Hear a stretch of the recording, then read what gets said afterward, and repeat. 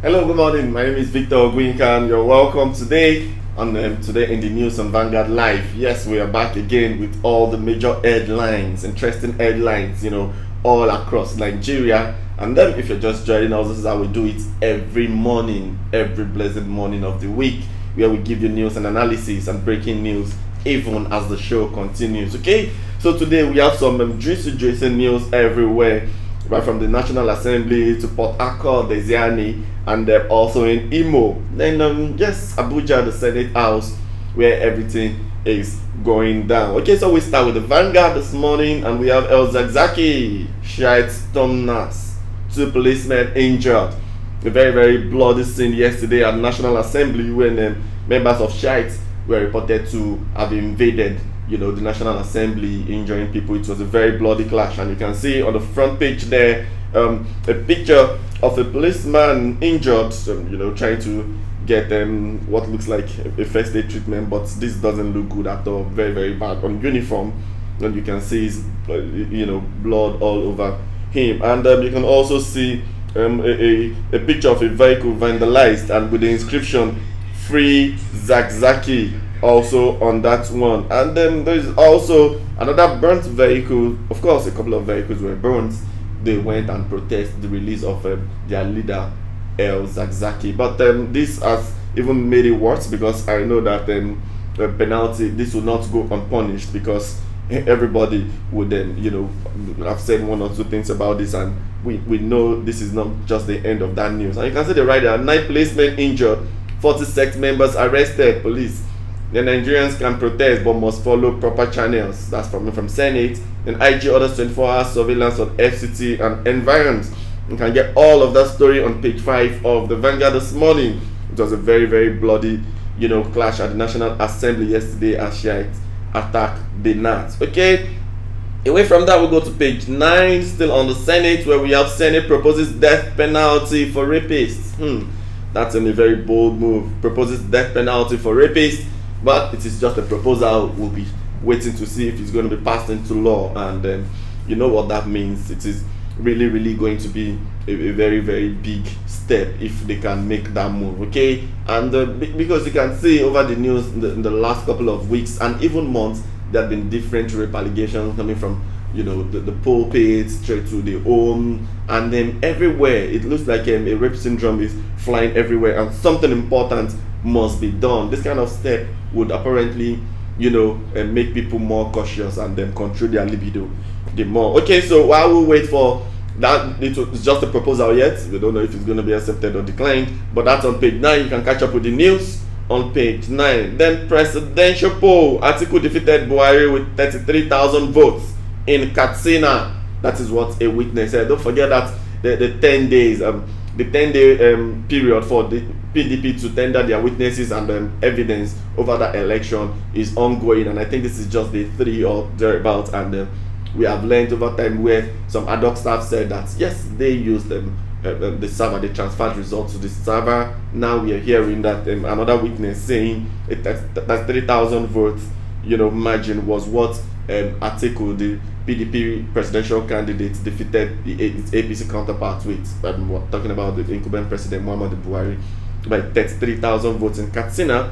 Well, that's still all there for you. You can see that news. And still on the Senate and Abuja, Abo appears before Senate committee, tackles Senator Tinubu on page 41. Abo appears before Senate committee, tackles Senator Tinubu, and you can see the video flying around everywhere of the senator talking about the Anambra Senator Elisha Abo. Don't forget that that's the youngest Senate in the 9th Assembly, while he was facing a crossfire from the committee, and Senator Oluremi Tinubu was all out talking about the importance, and trying to make him see the importance of or the position he had put the whole Senate. And it wasn't a very funny sight, because Abo had to snap back, saying that no, he wouldn't allow the senator to threaten him on all those allegations and some sort. And she was saying that I'm a woman also, I know how this feels,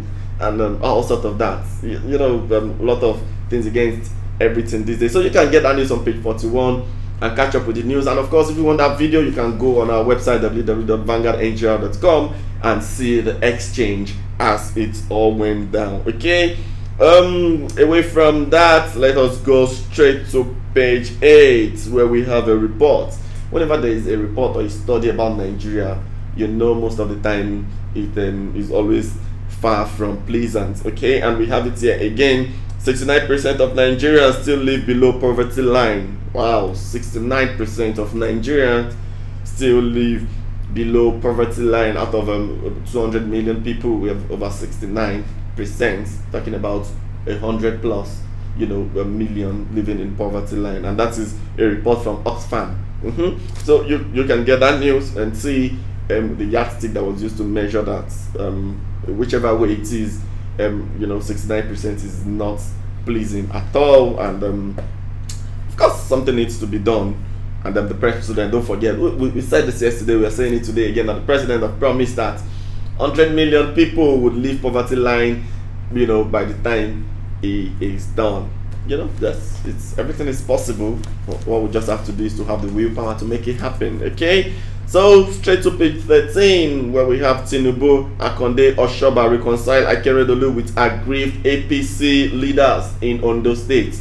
In Ondo State, there has been a tug of war, between the governor and some party faithful in that state, particularly the leaders of APC in that state. They've not had it smoothly, but the 80th birthday of Oshoba was just a good avenue to connect those dots and come to the table of reconciliation. And that is what the party chieftain, you're not talking about the real elders of the party, Tinubu, Akonde, Oshoba, trying to reconcile the governor, the present governor, and the party people. Okay, that's on page 13. You can get that if you would be interested in Ondo politics. And on page 17, invasion by Earthmen. When are we going to stop talking about Earthmen on pages of newspaper? Definitely not anytime soon. Okay, invasion by Earthmen. Imo governor orders meeting of Miyetti Allah security bodies. Yeah, that sounds like a good one.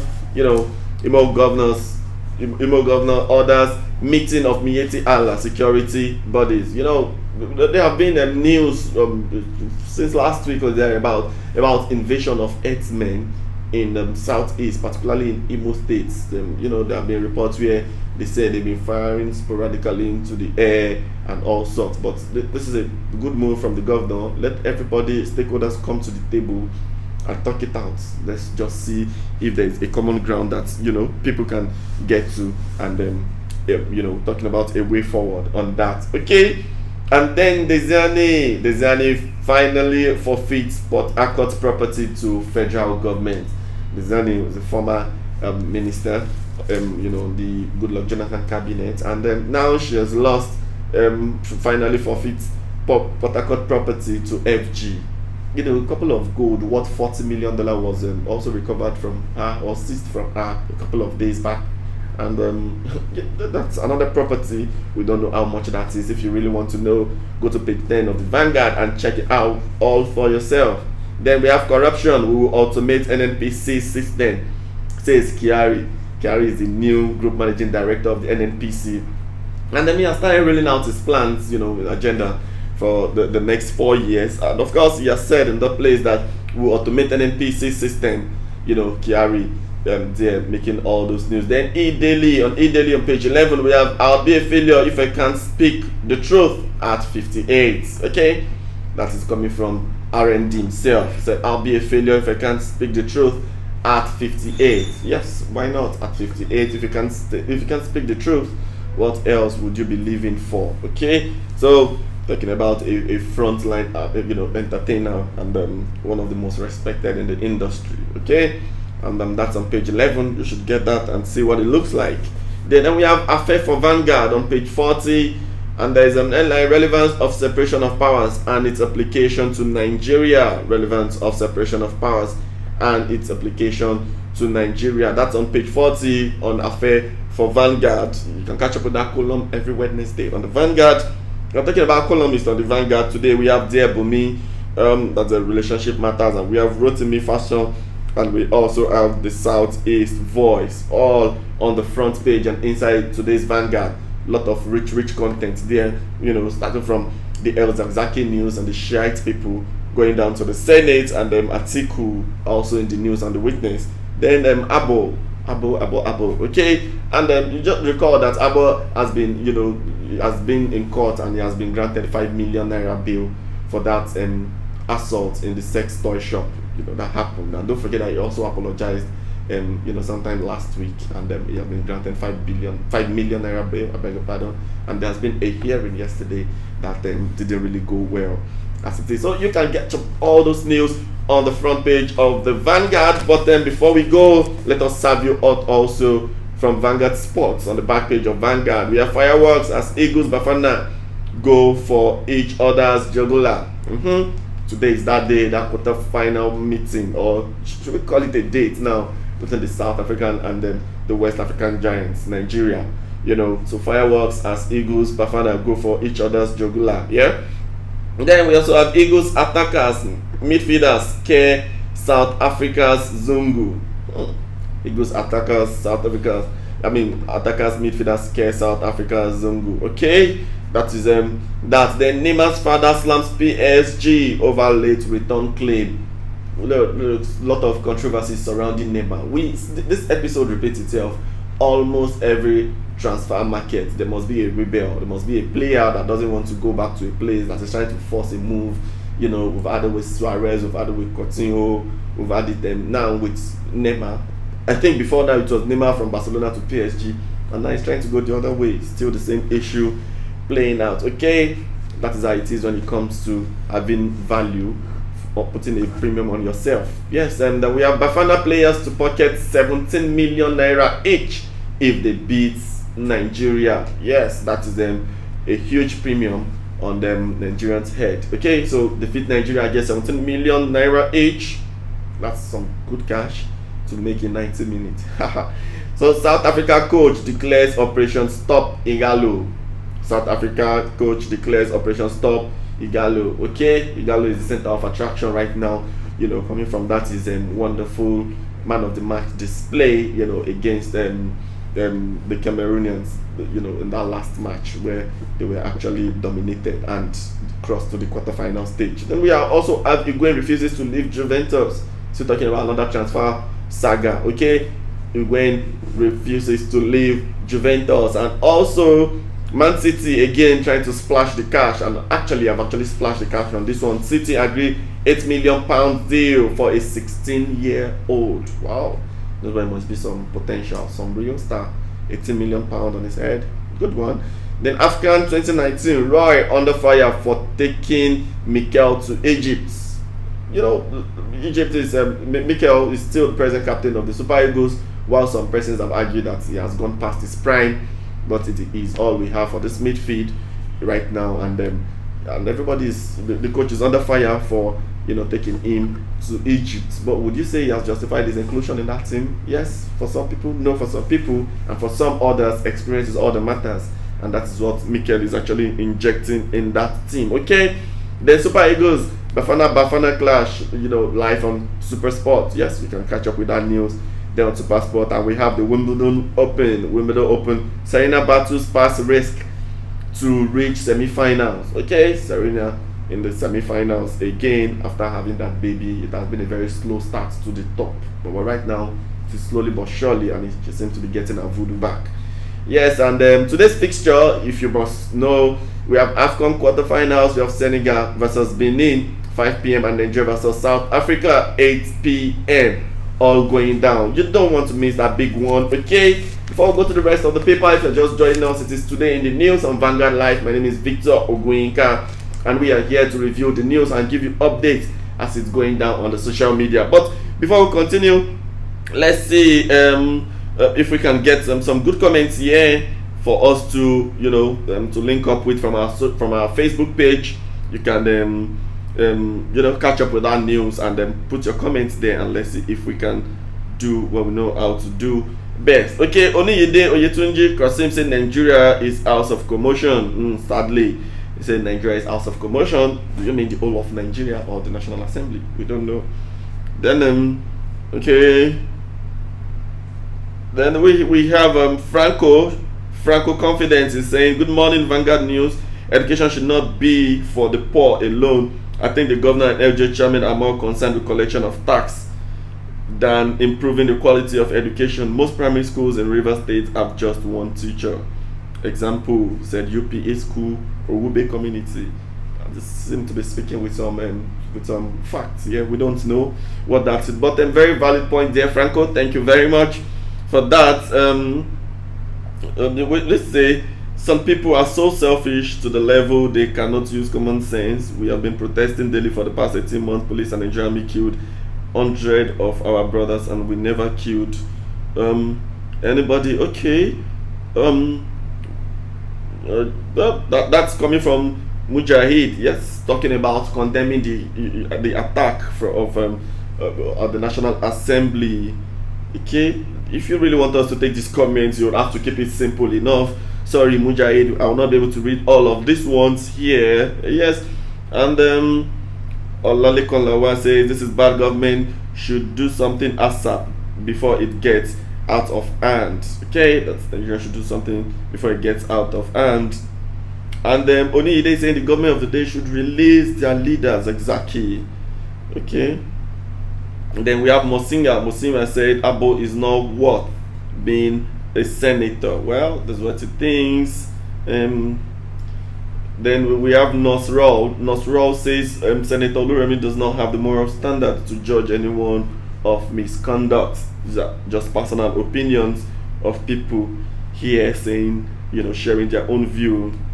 Then Lawrence is saying the protest was not a peaceful one. No, it apparently wasn't a peaceful one because what is the place of bloodbath in a peaceful election? Thank you for those comments. You can still bring them on, and we will be ready to take as much as we can, as long as they are decent and simple enough. Okay, we move straight to other newspapers where we see familiar headlines, and of course the pictures are everywhere of the vandalized vehicles, burnt vehicles. Aftermath of the protest. It was a protest, yes, okay, a bloody protest according to the Nation. That happened at National Assembly yesterday. Shite and bloody protest. 9 police injured. 40 SEC members held police on red alerts. And then you can see the picture of El Zakzaki there. Okay. Articles witnesses alleged manipulations of results. No proof for claims.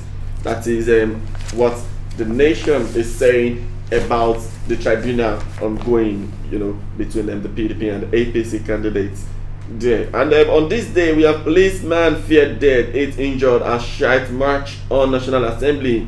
IG wants troublemakers not to test will of state. Others 24-hour surveillance, 40 arrested. Legislative body order security, to beef up. Why not? It's very dangerous. That picture is now on the front page of this day, and then we have the picture of the president, homage to the president there. I'm talking about that meeting between the president and then the new NNPC GMD and the outgoing one. Yeah, all smiles there, as you can see. Okay, PDP asked AYU to resolve House minority leadership crisis. Okay, that is all we'll take on the front page of this day. And straight to the Guardian, said 3 killed as shite police clash again over El Zakzaki. And you can see pictures of women of the shite and the police. But then, more importantly, we would have thought that a real first aid would have been anywhere close, so that the injured would have been handled more gently. And you can see the way the policeman is being handled there. Not a very good sight there. Okay, we would have thought that there would be a stretcher somewhere close around, just in case of things like this. Okay. Then senators blame rising suicides on bad economic poverty. Others blamed rising suicides on bad economic poverty. Others. Why not? When there is a bad economy, everything can happen. Okay, Edo Speaker cautions as Reds wade into assembly crisis. That is what we have on the Guardian. And last one here we have is the Punch. Shiites attack National Assembly, shoot policemen, force Reds to adjourn. Okay, then you can see the pictures all there of the loss and the damage caused after that protest. Okay, Reps fault Wike for calling lawmakers traders and merchants. Reps fault Wike for calling for calling lawmakers traders and merchants. Yes, and On the Ruga issue, we have disregard Northern Group's threats on Ruga. Presidency tells Nigerians that disregard Northern Group threats. Presidency tells Nigerians. Okay, it is just not a threat, and maybe something more incisive and decisive should be taken. And some said that group is even a false group. They might have been in existence before now, should not be taken seriously.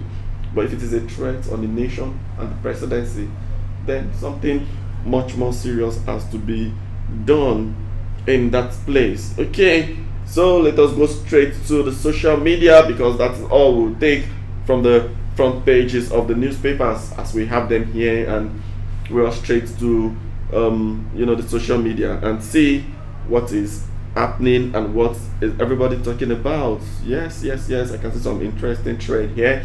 We have Remi Tinubu, Wednesday motivation, Enatus NG Abo, yes, then Wednesday wisdom, Senator Tinubu, Mrs. Tinubu, Sam Egu, all on the trend. First, let's take Wednesday motivation.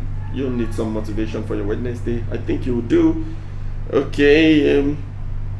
Claire Adams, some photo says work hard, be kind, and amazing things will happen. He said you should work hard and be kind, and you just wait for some amazing things to happen. Okay, that works. You can try it out. Then John T says build your own dream, or someone else will hire you to build theirs. Build your own dream, or someone else will hire you to build theirs. And he has a picture of always find time for the things that make you feel happy to be alive.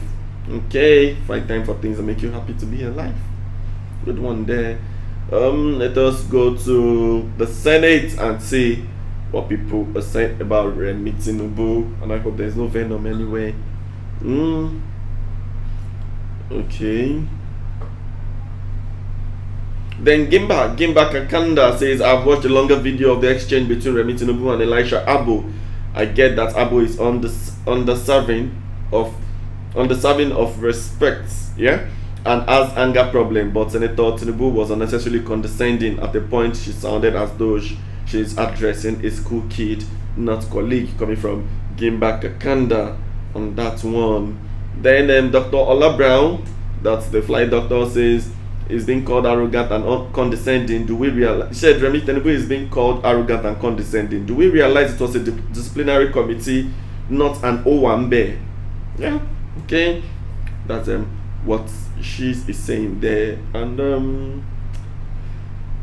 then we Farouk Berogi says Senator Abo is obviously a compulsory violent bully, but his infantilization by Remi Tinubu is intolerable, insulting, and unacceptable. Like Abo, Remi was also 41 years old when she first became a senator in 2011. Did anyone denigrate her age in 2011? When did 41 become young? In 2011, there was no rape case on her head.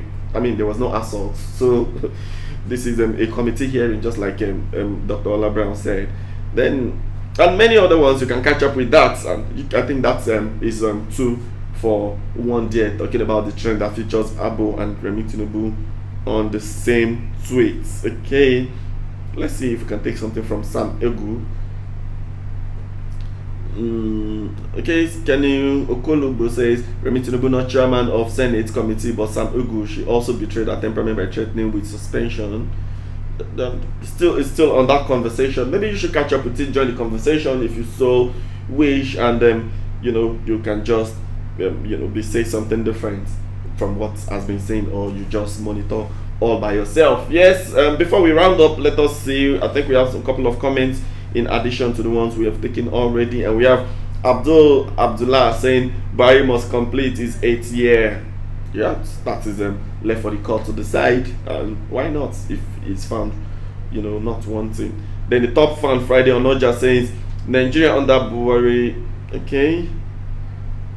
I'm sorry, I'll not be able to take that. Sorry. Then Oyebuchi is also another top fan. Onyebuenyi Uche says at Lawrence, peaceful protests that don't get attention can turn violent any day. Okay, that's just talking about the protest not being peaceful. Then we have Evan Martins says just watching from UAE. Thank you very much. And that is how far we'll be able to go this morning. Don't forget to like our pages on social media And of course, get all the latest news as they break on our website www.vanguardngr.com, where we give you the breaking news and then all the reactions to every stories that are developing throughout the length and breadth of Nigeria and indeed all around the world. Okay, that is me serving you on today's edition of Today in the News. My name is Victor Ogwinka, and I'm doing this with Emmanuel Okogba, that is producing and directing this from behind the camera. So we'll come your way again next time. Stay healthy and continue to be good Nigerian.